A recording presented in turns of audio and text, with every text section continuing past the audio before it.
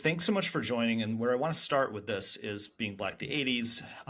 We'll get into themes, but where I wanted to start was, and I kind of feel this too, when you're starting a podcast, figuring out what you want to tell and more importantly, how you want to tell it.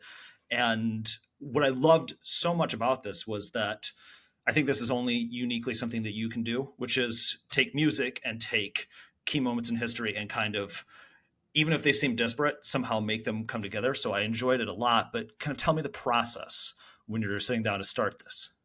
Oh my God. I mean, I've been wanting to do this podcast where I talk about the political sort of seeds within great songs for a long time, since way before I was at TheGrio. So when I got to TheGrio and they were like, "What do you want to do?" I'm like, "I want to do this podcast. I've been trying to figure out how to do this for years." And they were like, "Great idea." Um, I start sifting through the songs of the 80s and the big ideas and themes and political sort of moods and moments of the decade. And I start to see what is a song that sort of speaks to me, that says something political, not necessarily the overt protest songs, but like that there's some political aspect to the song. And I started to think about the big themes of the era, and where can I maybe find that replicated or spoken about in some way in the songs, or in one of the songs of the era. But also, I wanted to find a song from another time period, either way before or way after, so that it could be Hmm. like, here's them discussing this similar sort of issue or going through a similar sort of thing, but different because now they're doing it in the double O's or in the 20s or whatever. So, it's about music on a deeper level, because I think quite often musicians are talking about political ideas without needing to be overtly political. And I think Yeah. it's really interesting to bring that out. And this really, for sure, comes from me growing up as a hip hop person, where the politics of their world were inherently in the music. They didn't have to be Public Enemy or Poor Righteous Teachers to be making a comment about poverty or materialism or the way men and women relate or whatever. They would sort of make these comments or exist in a political system and comment on it. And then I could say, look, here, they're commenting on the impact of this on their community. Some of these people, for example, may not even know who Robert Moses was. Robert Hmm. Moses was a man who completely reshaped New York City as far as the parks, the roads, where everything is. And he is the reason why the Bronx fell apart, because he built a highway right through it. A lot of the middle class white people moved out to Long Island, destroying the tax base that had kept the Bronx afloat, destroying a lot of the small businesses that were at the heart of the Bronx. A lot of people talking about, broken glass everywhere, don't know, maybe they don't know who Robert Moses is, but there's a link between them that they are already discussing because they live in a political and a politicized world. So it was just trying to unpack those sorts of things for people. And it's really exciting to work through these songs and find ways to explain, this is what was going on in the world at that time. So this is what that person is really talking about. Well, it's interesting, like the sliding door moment for Tracy Chapman, and then thinking about that in the context of what has gone on in the last year of even that song for Tracy Chapman, right? Or that you're talking about Dope Man, and then 10 years later, you're talking about Biggie and the evolution of what those two songs mean. I loved all of that. There was one theme that I kind of kept feeling like there was the difference between Stevie Wonder, right, and Public Enemy, in how you're presenting, which I thought was interesting. But a couple of times when you were talking, I thought about how as time progresses, we start to view historical figures or heroes or people in two dimensions rather than three. Like we lose part of who that person is. And I thought you brought back a lot of that in this podcast where, for especially for the person who has only encountered Dr. King in a Midwest social studies textbook, Yeah. to really draw that out. And I think music was the vehicle, but the purpose was more to talk about societal issues in a way that was human and people could relate to. Am I Yeah. off? No, I mean, I definitely loved being able to talk to artists or their widows or the Yeah. people who worked around them as engineers or producers or songwriters or whatever, to provide more context for who they were as people as they're making these songs, and what are they thinking about and talking about, and just how did they make the song, before we start to dive into the bigger political meanings. Hank Shockley, one of the Yeah. key music producers for Public Enemy, was talking about, we would leave the studio at 2, 3, 4 in the morning to go get some food.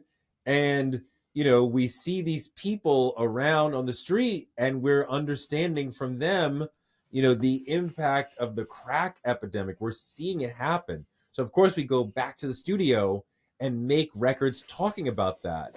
And it's just interesting to see that sort of that sort of genesis, that sort of inspirational moment where the song sort of comes alive for him, because he's like, yo, there's always crackheads out on the street when we go out to get some food.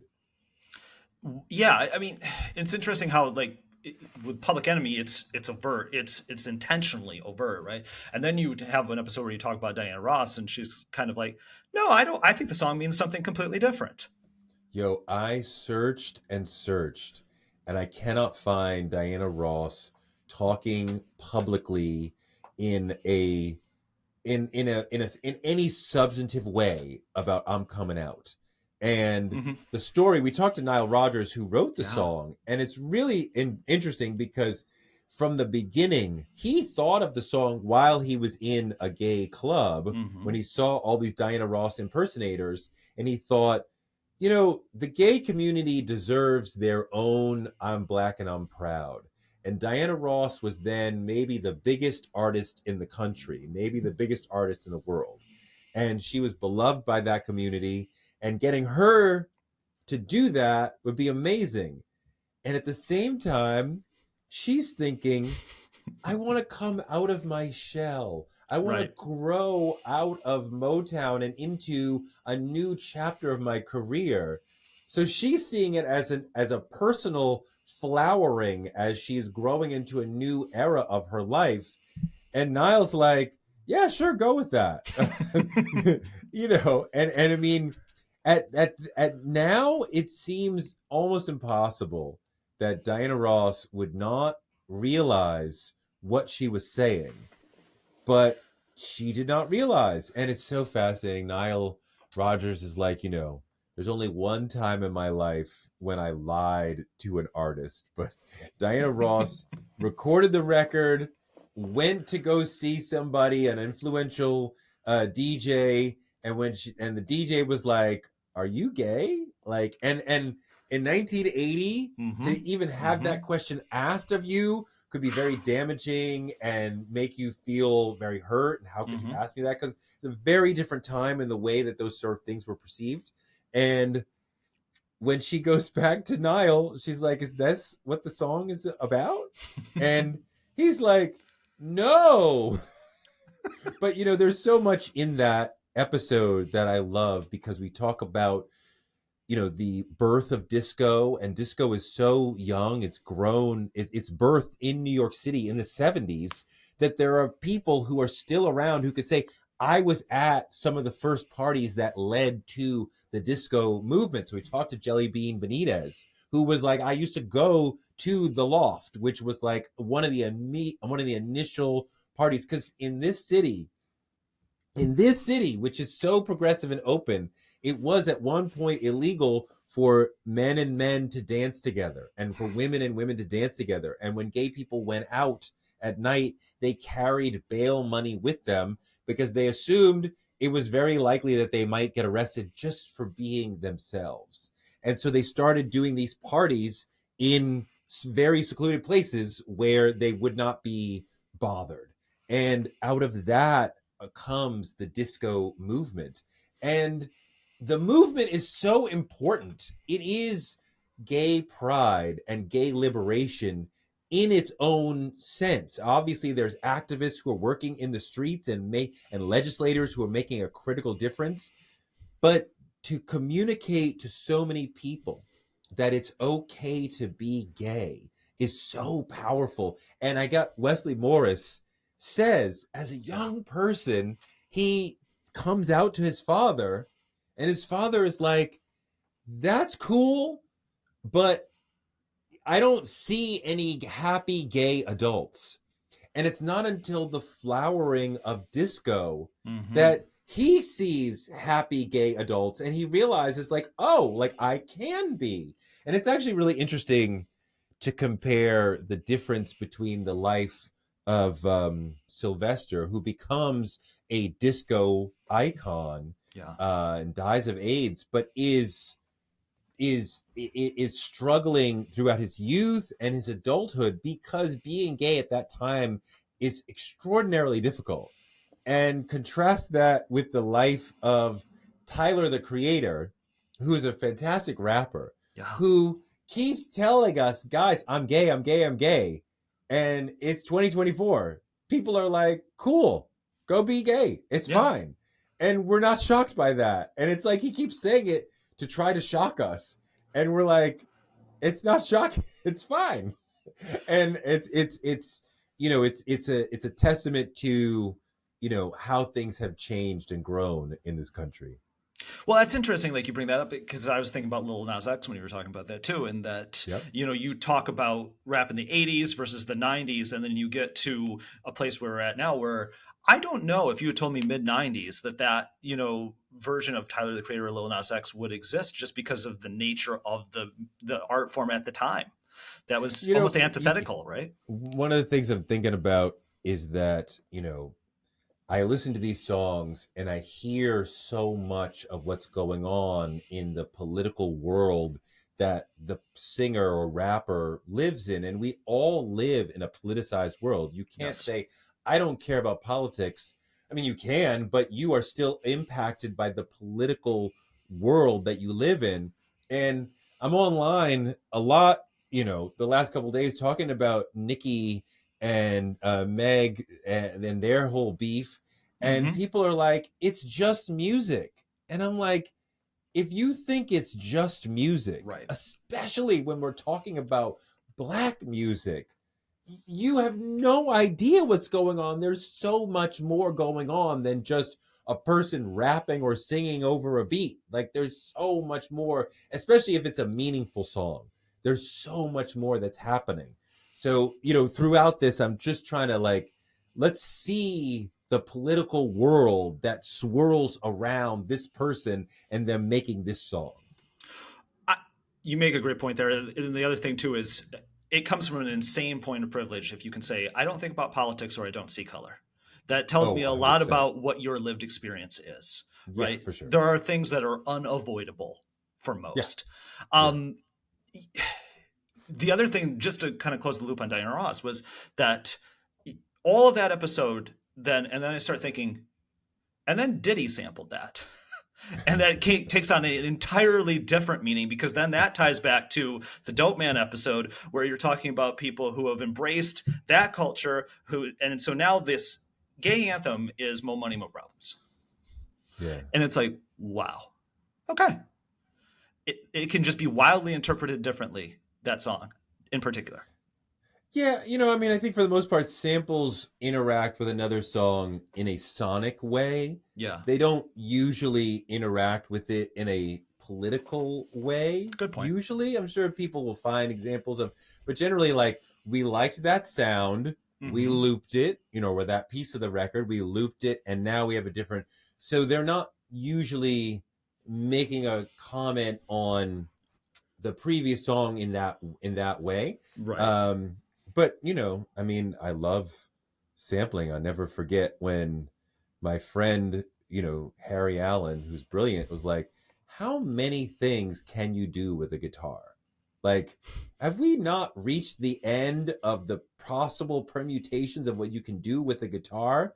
And like, sampling like which takes bits and pieces of Mm-hmm. songs, and great producers will take multiple pieces of multiple songs and put them together to create something new, not just lift a piece and and loop over that, and sing over it, over a loop of it. But I thought that was really a brilliant way of understanding that this sort of computerized approach to music is incredibly creative, perhaps infinite possibilities there, where with certain instruments you may run out of things that you could possibly do.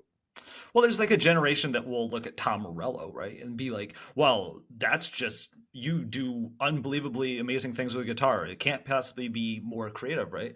But there's plenty of, as you allude to, like there's plenty of creativity in using a computer and using the tools that are available.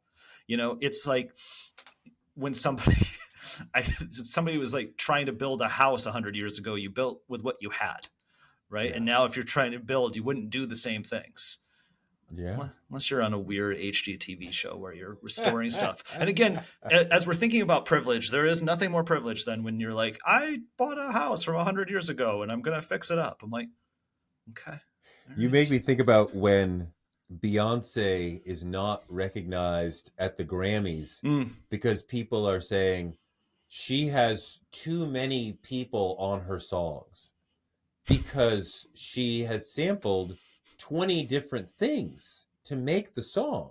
That's incredible, to pull together pieces of 20 songs. That does not, in any imaginable way, uh, you know, make certain that she's going to have a great song. You mm-mm. could sample a great song and it not be not be a great song. Absolutely. What she has done in pulling together so many great songs into one over and over and over, especially on Renaissance, is an extraordinary achievement. And you know, we see the lack of respect for Black music when somebody like her is not recognized over somebody who's doing something that is far more simple Hmm. musically. Hmm.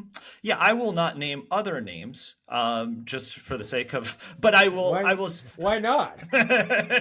No, well, it always strikes me, right, when we have a conversation about, I'll watch like a 10-minute Vanity Fair thing with like Phineas and Billie Eilish about how they made the song, right? We don't see that in other formats, and I think that's the struggle. Obviously, if you had the ability to take 20 disparate things, somehow pull them out of thin air and make music out of that and figure out how to throw all those things together, absolutely, that is peak art. Yeah, um it's amazing. but yeah, how many times do you see that breakdown video? I don't know. I don't know. I mean, I know that it exists out there in some forms. I mean, the internet, I'm sure that something somewhere is everywhere. But I Right. think I part of what I want to do with this show was to uphold the depth and complexity and the political acumen that goes into a lot of these songs that are not overtly political, Hmm. and underline that and highlight that and spotlight that. Probably be, I mean, I think that we know, and I don't want to say I did it for to show somebody else, because my work is never white centric. I'm never going to Yeah. talk about Black music in a way that, because white people don't sufficiently respect it. Like, we respect it, and I'm talking to us. White people are absolutely welcome to join in the party and listen to these records and Hmm. listen to this podcast, and they will surely love a lot of these records and will learn a lot, and understand deeper. But my audience, especially with my work at TheGrio, my primary audience that I'm always thinking about is the Black community, and thinking about the reverence that we have for these songs, and trying to pay homage and honor to that. And it's felt, and it's absolutely apparent in that it's not incumbent on Black America to explain itself to white America. It That's shouldn't right. be. That's right.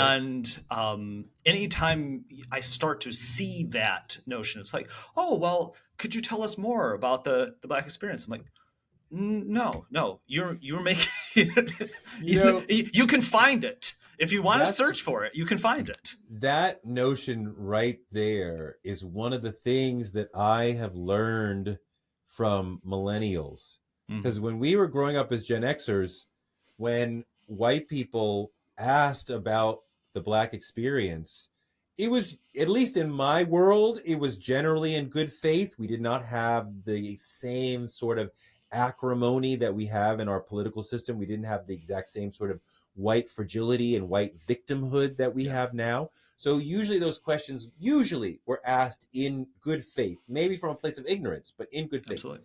But we felt it was part of our responsibility to answer those questions and to try to explain. Sometimes you're trying to explain to a brick wall, and it becomes emotionally and spiritually exhausting to explain to that person Mm-hmm. what you're talking about, why that's racist, or why Black people love that, or, whatever.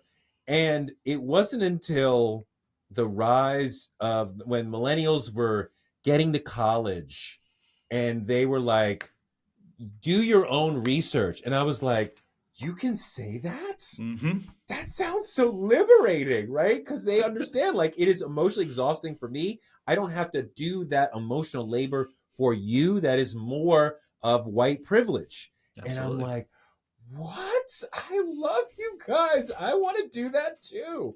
So that was really something really powerful that I learned from your generation. That I was like, oh, thank you. Because we were doing that work and we didn't love it, but we didn't know that anything else was possible.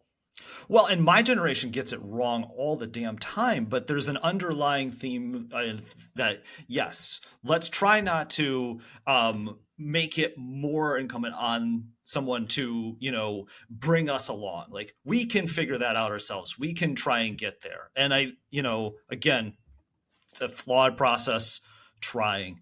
Um, in this, you say this a couple times that it's one step forward and one step back. Oh my And God, for sure.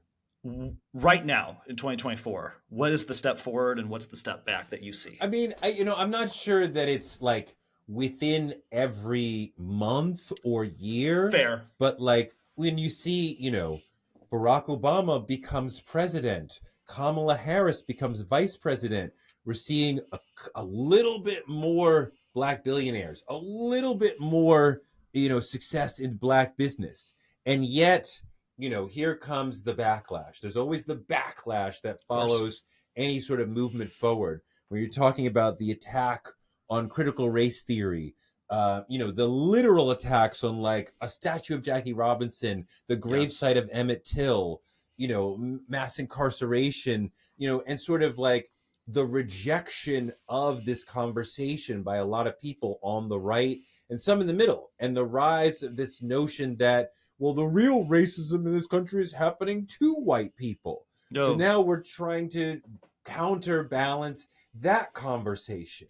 So Black history is always a step forward, a step back, maybe two or 1.5 steps forward, one step back, because we are obviously further ahead than we were, 30, 40, 50 years ago.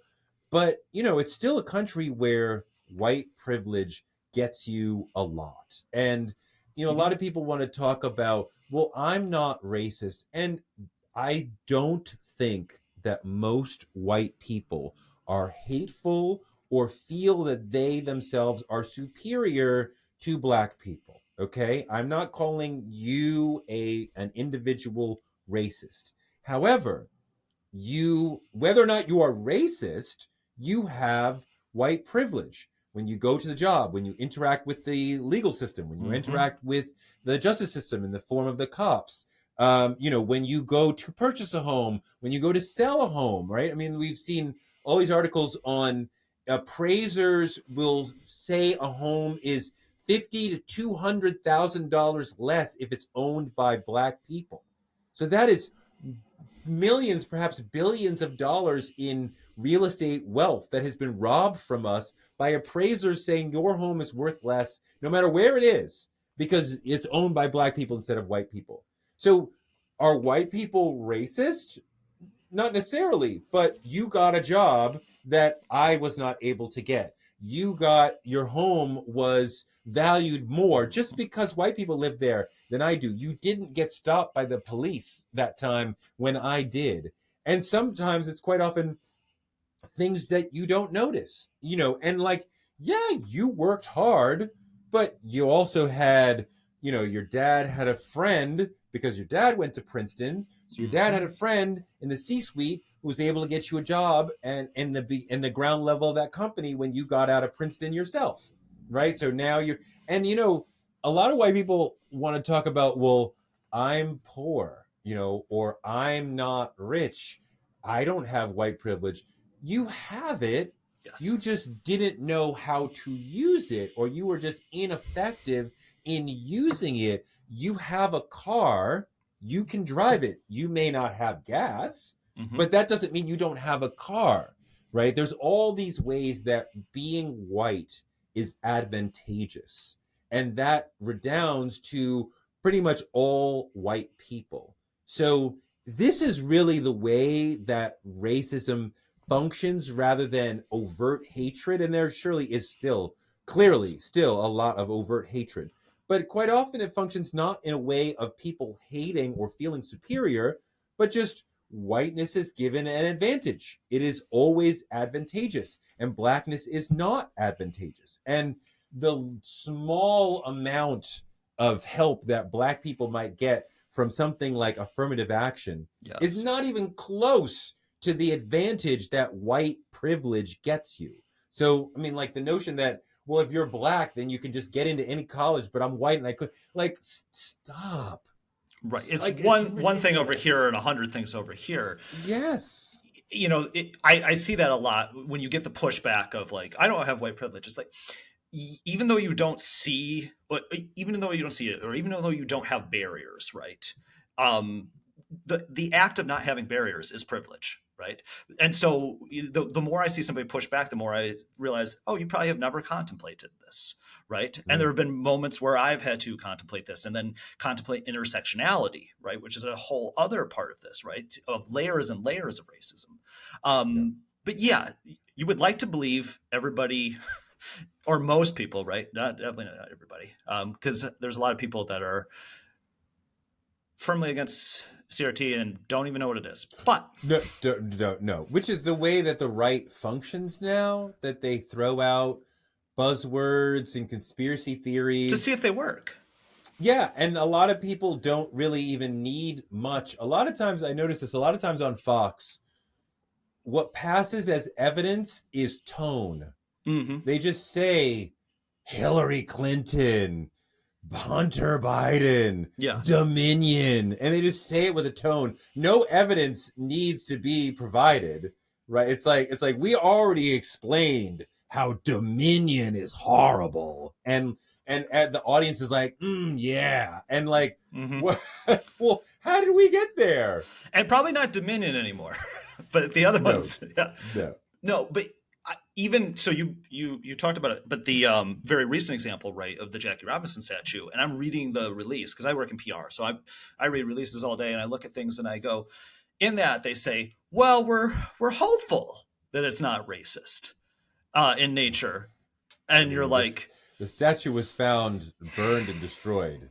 right. What is that? And it was found, so that even in that release they're trying to say, they're like, well, maybe they were trying to use the Do what? bronze To do for what? money. Yeah, What? you can see the mental gymnastics of like white Yeah. people trying to think, oh, no, things can't be possibly that bad. But obviously you talked about Obama becomes president, the pushback is the birther movement, right? There is Yeah. always something that comes up, right? And you talked about dog whistles a little bit, right? Well, Trump is also the backlash to Yeah, Obama, of course. right? Like, there's no way. I don't think Trump happens without Obama happening, and I think that's part of America that we kind of swing back and forth. And I think that was a Yes. fairly large swing from embracing Obama to embracing Trump. Um, and that we sort of keep doing that thing. Hmm. Every election is a swing, right? Biden doesn't become president if there isn't Trump. You know, th- Yeah. Yeah. That so wherever we go next will be continuous swings of a pendulum, right? Yeah. Even if it's a rematch. Um, Taking a shift, but I want to keep on all these themes. But Yeah. you talk about Star Stories, which is another project of yours. Is it weird to both chronicle music history and be part of it? That's a great question. I don't know if I think of myself as part of music history. I think that the impulse there with Star Stories kind of goes back to the beginning of my career. I really started writing at Rolling Stone, Hmm. and the notion there was, that the writer can be somewhat a part of the story, and the legacy of Hunter Thompson Yes. and Tom Wolfe, and George Plimpton was not part of the Rolling Stone legacy, but his work as like he would go and like play quarterback for the Detroit Lions in practice, like one or two plays, and then write about that. And because the writer was part of it rather than just an observer, you have an entirely different interaction.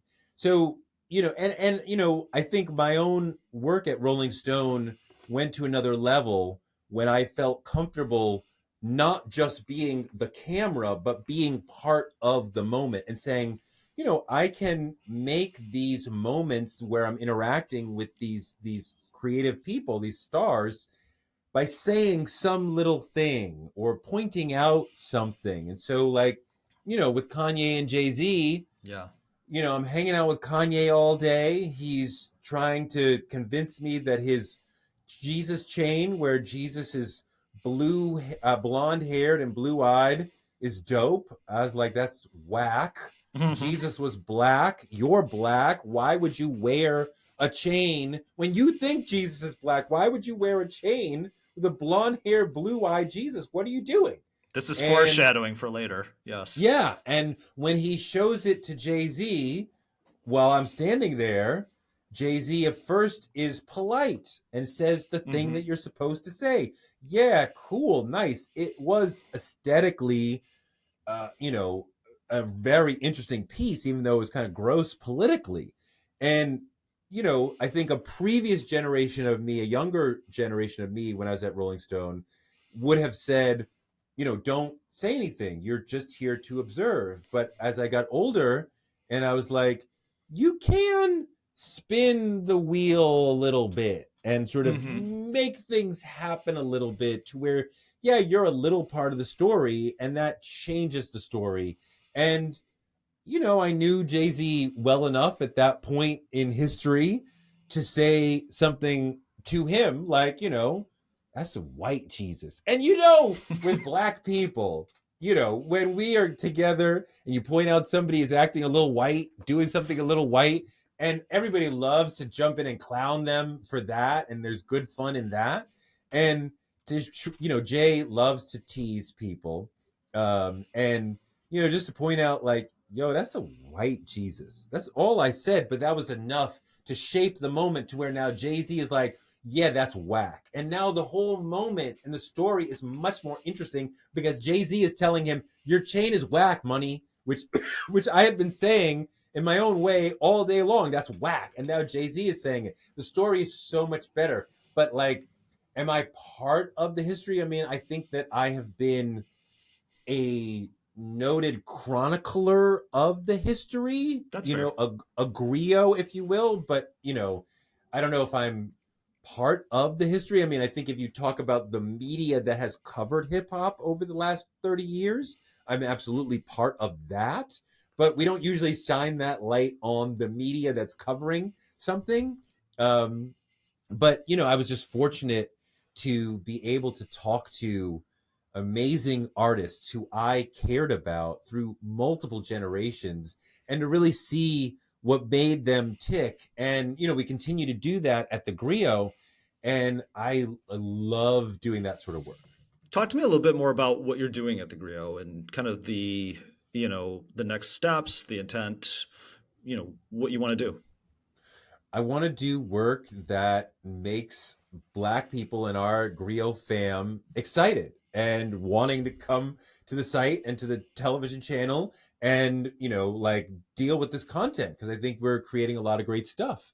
Um, we did Star Stories. We did the first season of Being Black the 80s.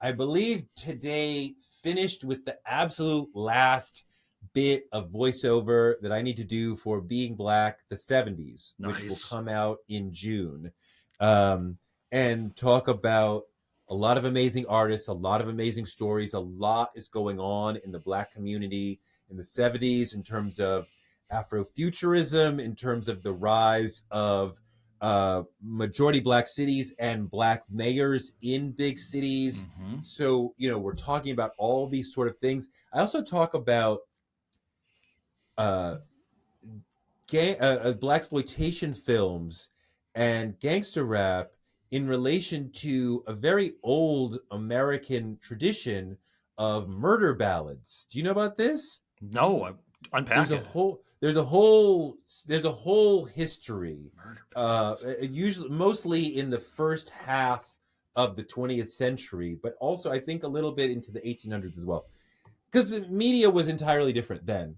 Yeah. And if there was a big murder trial, traveling musicians might show up Mm. and write a song that tells the story of what happened. And usually they would choose the stories that are the most gruesome. And quite often that would be a man murdered his wife in a very graphic way. So there's a song you can listen to called Knoxville Girl, where they describe this man walking his wife down to the creek, and then he kills her in a very horrible, gruesome way, and then he runs away, and then he gets caught. And there's all these songs that are basically telling that same story. And the story, to put on black exploitation or gangster rap, oh, you guys are so bad. America has been telling these sorts of stories for a very long time. So we're sort of diving into all these sort of things. And I also do a show that I'm very proud of called Masters of the Game, where we interview Black superstars of all sorts, for about their rise, their wisdom, their advice for other people who want to be like them. We just did one with Lenny Kravitz. We've talked to Tyler Perry, Doc Rivers, who's now with the Yeah. Milwaukee Bucks. All sorts of really amazing people. We did one with Misty Copeland, the amazing ballet dancer. So we're really proud of that series, which airs on the TheGrio television network. And it's always a full day at the TheGrio. I see. I love that connection because now I'm starting to think of like all the mini songs that start with the ballad of and then insert name, right? So, Yeah, but yes, the glorification of like westerns, murder ballads, yeah, violence is kind of part and parcel to most art at any point in time because it's sure, something that we experience. It's sure, just where that's coming from yeah. context. Um, is there a song in the last, obviously because you're doing Being Black the 80s and Being Black the 70s and you're relating things to now, but is there a song that you can think of or songs in the last 5 years that you think have been at that level of impact? Wow, I mean, Jesus, you know, you would have been great if you could have told me you were going to ask that question before. Well, the Um, good news is we edit. I mean, it's tricky to see, I mean, like, and I have to think about that for a second. I mean, I did sort of apply that critical lens in a slightly different way in an essay. I think it was earlier this week, about Nicki Minaj's retort to Meg the Stallion, Bigfoot, Yeah. where I'm pointing out that she repeatedly uses sexist and misogynist tropes to attack Megan. She's pointing out that she is physically larger than a woman, an average woman, and that she'll never find love because she's big. So we're dismissing all her many achievements Mm. because it's all about whether or not you can keep a man. She also is slut shaming her, talking about you've slept with a lot of different men. The whole notion of Bigfoot, liking her to Bigfoot, means she's saying you're a creature, an animal, right? A beast, It's right? not subtle. Right. That's a classic racist trope to talk about black people as animals and beasts. Um, she doubts her claims of having to experience violent domestic violence. I don't believe you. You're lying about like Hmm. I don't know how we still are talking about her her honesty there when a jury heard it and was like, "Yep, we believe her." And a prosecutor said, "Here's a bunch of Nikki's like, where's the scars?" And Megan showed you a photograph of the scars, but you're just like MAGA now, like, I don't see your evidence; it doesn't exist. But just to say, and a bunch of people said it's just music, and I'm like, you're just crazy. And just to point out that Nikki is consistently throughout the song saying things that men or quite often say to attack or denigrate women. And you're the Yeah. queen of rap and you're using sexism to attack a much younger woman, which is interesting because it relates to something that a sister said on TikTok, that quite often younger black women say their greatest adversary in workplace culture is quite often older black women. So here's as far as the rap game, a relatively older black woman, Right. Nikki, who is trying to attack and push down a younger black woman. So we're seeing all these sorts of analogs to the way that racism and sexism play out that Nikki is using against Megan. And I think that's fairly gross. And a bunch of people were like, well, it's a rap beef. You can say anything. Yes, of course you can say anything. But I think it's kind of gross to say, I'm going to drape myself in sexism, in the things that men say. Why would a woman think that slut shaming another woman is a win? Like, what? What are you talking about? So that Nikki is using all these misogynist things to attack Megan. It's weird. It's not. I'm not saying you can't say it, but it certainly does not land. It certainly does not make me go, oh, that's a. I'm like, Nikki, you landed no jabs whatsoever. Your Mm-hmm. mother is dead. That does not land. You lied when a court of law said that she didn't. That does not land. Megan said one factual thing, and that's what I think is important in a beef. You're like, we can say anything. Okay, but if you say untruthful things, that doesn't land, right? If you say I have two heads, I don't. The audience can see I don't. That doesn't land. But when you say something that's truthful and like honest, that hurts. It made me think of two things. One, the long-standing history of rap beefs, and there's usually a clear winner and a clear loser. Not always, because I would say that Jay and Nas both had great careers, and they got through it. But I see. I ooh, know that I don't stand with the majority opinion on this, ooh, I like this. Tell me but more. I believe Jay-Z won that battle because if you go through Takeover, and he doesn't really spend that long on Nas, right? He does Nas and Mobb Deep. Mm-hmm. I think in about 16 he does both of them. The things that Jay says about Nas, Jay believes to be true, right? As far as he knows, it's true, right? I Yeah. think one of the biggest things is like, you had the worst verse on Uchiwali. Your bodyguard's verse on Uchiwali was better than yours. Like, Mm. you had, half of your career was whack, right? And at that point, Nas had released several whack albums along with the classics that he'd released. So Jay is saying truthful things. There is nothing in ether Yeah. that is truthful that he says about Jay. He says John D. Rockefeller died of AIDS. So what? He says that you and Dame are gay. They're not. Like Queens runs your whole thing. Okay, Russell Simmons ran the record label. So what? Like nothing that I'm like, I think at the time, Jay-Z was considered the top rapper. And Yeah. Nas at the time of Takeover and Ether was not one of the top rappers at all. He had been that, and he had sort of let it go. He told me a year before the whole Ether Takeover thing, he no longer cared about being the top rapper. It was no longer interesting to him to pursue that journey.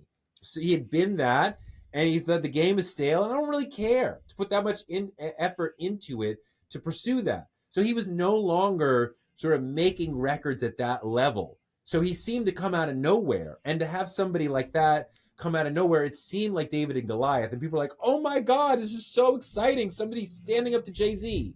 But like, let's read the lyrics. Point to where Nas says truthful things that embarrass Jay-Z, and if you add in "Super Ugly," Jay-Z says even more truthful things that embarrasses Nas. So what are we talking about? How does Nas win without saying truthful things that actually diss Jay-Z? He says Jay-Z is ugly. Okay. I Subjective. mean, Yeah. he's subjective, but also he never claimed to be some sex symbol. He's not Maxwell. Like he's like, That's yeah, true. I'm super ugly. Like, yeah, I got a nose like Joe Camel. Bring it. Like nobody care. Like, does anyone care in hip hop for Nas to say Jay-Z is ugly? Like, why are you looking at a man like that? Like that he's attractive or ugly? Like I don't look at men like that. Like, what are you talking about? Well, it's not doing So the D'Angelo video, clearly, so who cares? right. So I mean, I never really I never thought that Nas won that, because how do you what is the line that embarrasses Jay-Z? No, it is more so like I just didn't think he lost because I was calling back to like historical evidence of usually somebody's just gone. Like they're just done. Their career is gone. Usually if they lose a beef. I'm sure you could call Usually, upon plenty of those examples. a lot of times, I mean, I think that there was an earlier era of hip hop when that happened, right? That you were Yeah. so embarrassed to lose. MC Shan, NWA's career was never the same after No Vaseline. Hmm. Um, but I think now, I mean, Drake clearly lost the Pusha T beef, Still that had standing. no dent in Drake's career whatsoever. No. I think I think now you could, trade records with somebody and everybody move on. Oh I yeah, don't, MGK and Eminem. yeah, I mean, Who I don't cares? think, yeah, who cares? I don't think that, I don't think that Nicki's, I don't think Nicki's career will be ended by this, No. but it is clearly a part of her career. Like, oh, you've made this a very memorable part of your career. Like, the legacy will always include Nicki did X, Y, Z, and also she Hmm. had a rough one with Megan, where Megan dissed her a little bit, and she went nuts and lost the battle in spectacular fashion. That will always be there. Plenty of historical examples of when somebody's at the back end of their career, and I'm not saying that she is, but when you're toward the back end of your career and you're doing something a little bit more aggressive and trying to kind of cling to and grasp. The I other mean, thing I was thinking, oh, go the ahead. crazy thing is that Hiss talks about Drake much more than Nicki. Mhm. And if Nicki had said nothing, it would have flown over a lot of people's heads that she was talking about Nicki when she said Megan's Law.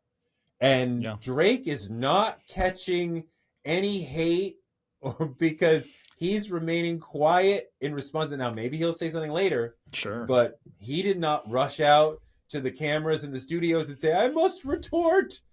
And he kind of fades into the background. And Nicki had one little phrase and freaked out for like a week solid, and Yeah. has kind of put a dent in her career. Not ending, but there's a dent. If it's a Bentley, there's a dent in the Bentley now. Whew, expensive. Um, The other parallel is there's a recent publicatory finds out about Dana White and different times in which Dana White was trying to, because he was trying to say I'm for free speech, and then just the use and I've seen this in the last 10 years, the idea that you're for free speech, but you're kind of for free speech when it's most advantageous for you. Yeah. And when we were talking about, when you were like, well, yeah, you can say anything, right? But there still Yeah. are consequences to what you say. Yeah. Yes. Yes. Yes. Yeah. There are still consequences to what you say. And like, yeah, if you say, my mother is dead, my mother is not dead. But if you were to say that, Mm-hmm. if that was the case, God forbid, Yeah. how does that hurt me? I got shot. How does that hurt me?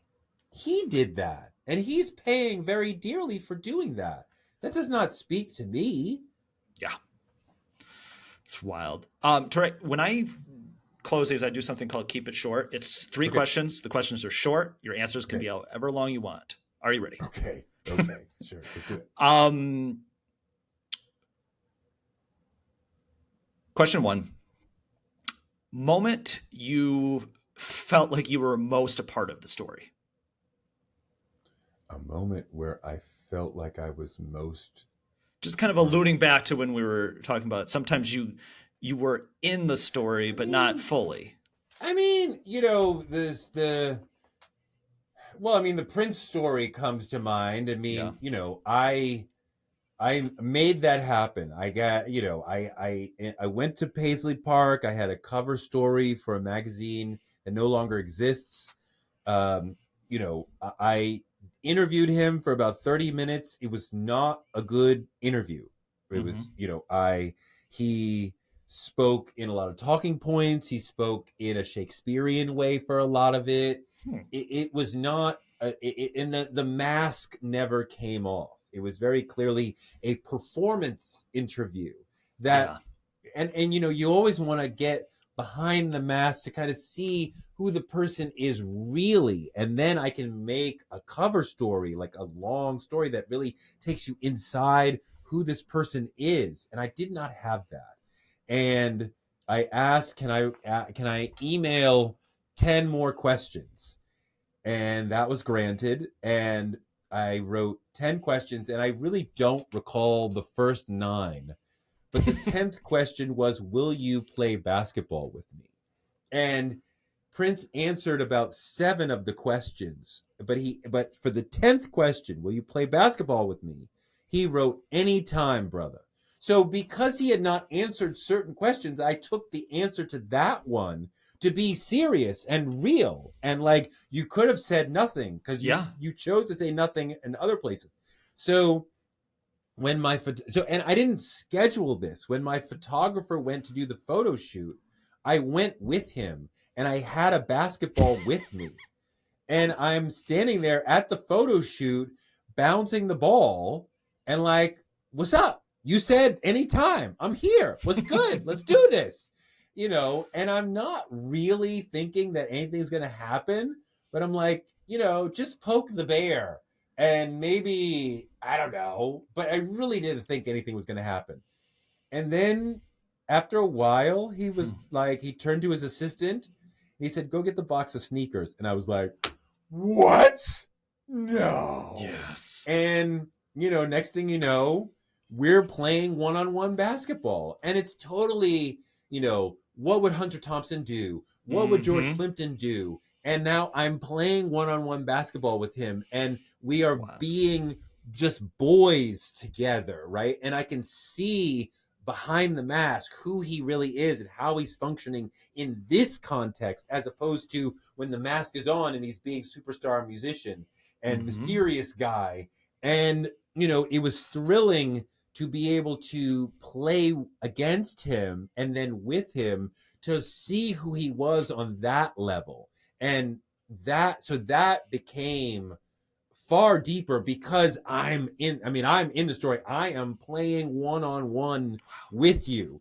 That was a period when he was going by the symbol, so there was no pronounceable name, so media would call him the artist formerly known as Prince. Yep. And we were told before going to Paisley, do not call him Prince, right? He does not like that. What was the penalty for calling him Prince? They didn't say, but you could only imagine, like, oh, you're going to get thrown out of Paisley if you go. So everyone was very mindful to not call him Prince. But then while we're in the midst of playing basketball and I'm getting my Magic Johnson on and we're 2-on-2, I'm seeing he's open. I have the ball. I look past to him. He doesn't see the ball coming to him and it's going right toward his nose, but he did not know that it was coming toward him. And I'm like, I'm going to fracture Prince's nose. I have to say something. And like all this is happening in a millisecond. And I go, Prince. But before the whole word got out of my mouth, I'm like, oh my God, you can't say that. So it's more like, and then I covered my mouth and I'm like, oh my God. The ball missed him. It was close, but it missed him. He ran out of bounds and got it. And he's coming back. He's holding the ball and he's pointing at me and he's laughing. And I'm like, what's so funny? And he goes, you didn't know what to call me. And he loved that.